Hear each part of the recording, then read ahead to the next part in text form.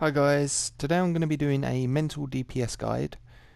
Mental obviously had its powers changed a little bit in game update 43, so my old DPS mental guide is obviously going to be out of date now. So I wanted to do a new one, but I couldn't do it on my main character because he's now sorcery, so I'm using my daughter's character, which is still mental. Obviously the damage numbers are going to be lower because this character's only combat rating 77 and about 61 skill points with no utility belts and pretty much no mods or anything. Any of the white bits as well. So don't worry about the numbers so much. It's more about rotations, the powers I'm using, and obviously on a sort of a combat rating 111 plus character with over 100 skill points. Obviously the number's going to go higher. This is a kind of build that you wouldn't really be using with weapon mastery because you're going to lose the crit bonuses and that because of certain powers that I'm going to be using, but you can still use your weapon mastery in between, and I'll show you the rotation afterwards. But this is a look at the powers. Telekinesis. So I've got telekinesis, telekinetic push, telekinetic bolt, mass levitation. I got psychic renaissance, which you will need because this is what starts off the special ability for mental. And the supercharge is bolt barrage. I've got mass levitation in there, and I have been using it on and off. The loadout I'm going to use in this video doesn't use this power, and most of this tree, but except from the psychic renaissance and the supercharge. But you can switch out one or two of the powers that are in this loadout to use this power if you want to use it. This one is a good power for levitating enemies up in the air, but I was using it, but I've tried out a couple of other powers now, and I'm kind of sticking with that. But I'm gonna leave it in this guide so that you can switch it out, and I'll tell you which one you can switch it out for in a minute. Then the illusion tree is terror tendrils, psychic shock, phantom flames, mass terror, grandeur, menace, and terrorize. And then iconic powers, I just used the two DPS ones, weapons expert and tactical genius. And the loadout is psychic renaissance, psychic shock, phantom flames, mass terror, terrorize, and bolt barrage.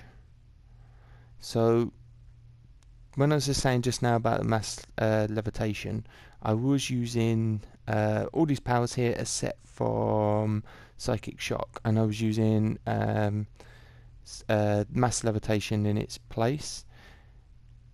But on the rotation I'm going to show you in a second, it kind of did better damage than what the previous one was.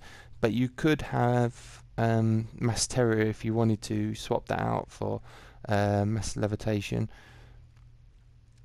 So I'm basically going to leave it in there because I did have some power points left over as well. So there's like, you can change it up a little bit. So switch out mass terror for mass levitation, or switch out psychic shock or phantom flames, one of them two, for mass levitation if you want to have that power in there, because it is a fun power as well. So now I'm going to show you the rotation as well. I'm going to leave up the combat bit on the side there so that you can see something that I wanted to show you. Is you start off with the, well, let's just do it without the what's it called, psychic renaissance. Right. Okay, so the numbers are obviously going to be small because of the armor that this character's wearing. So if you look at them numbers there, they're pretty low numbers, and the odd crit. Now if I use the Psychic Renaissance and then hit that power, it increases the damage. So if you look at the numbers there, 59, 61, 58, 57, 60 and so on, whereas the one above the red one where it says sparring targets restore healed, the next set above, it's 37, 37, 41, 40, 41, 37. So obviously it's doing more damage. And if you read the description of Psychic Shock and Phantom Flames, it says that it does more damage, increased damage if you Renaissance is active. And to know if it's active is it makes a sound and then you have that kind of weird mess above your head of squiggles, and that lasts about 5 seconds. And that does it the same thing with both Phantom Flames and Psychic Shock. So it increases the damage from them while that's active. Also, while that's active and you use those powers, you'll notice as I do it here, I'm getting power back. So I've got 242 and then 240, and that's not from the sparring targets. That one was the 915. You can see it in the log there, the combat log.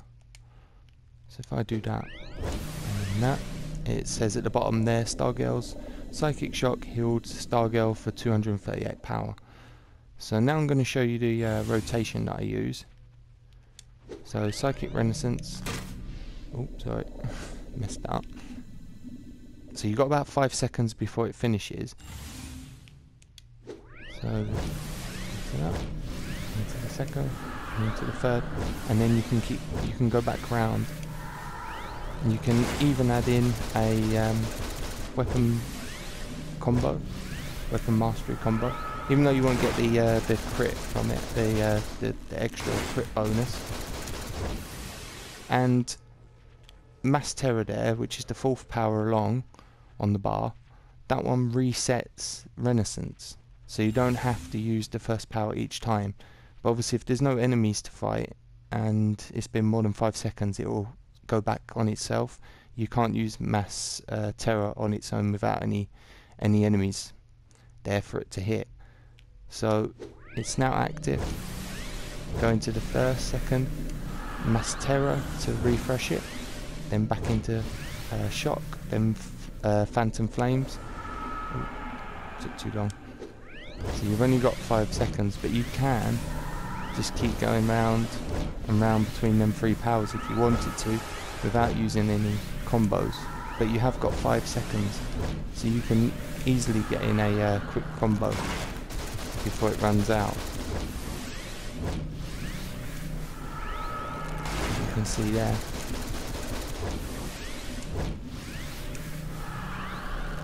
And you can still see the messes above the head, and you're getting power back each time you use a power while that's active.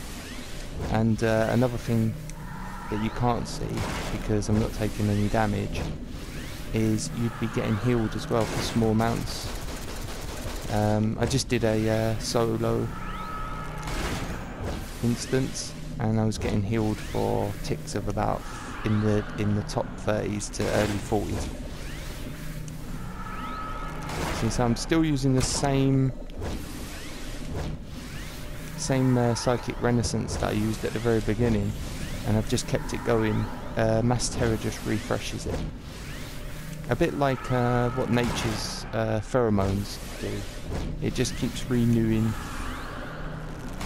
over and over, like as though you was using Harvest. As long as you use Mass Terror every 5, before the 5th second, it will refresh. But don't worry if it doesn't, you just, like that, it's finished, just reactivate it, and then keep it going round. And you're just getting healed for power each time you use one of those 3.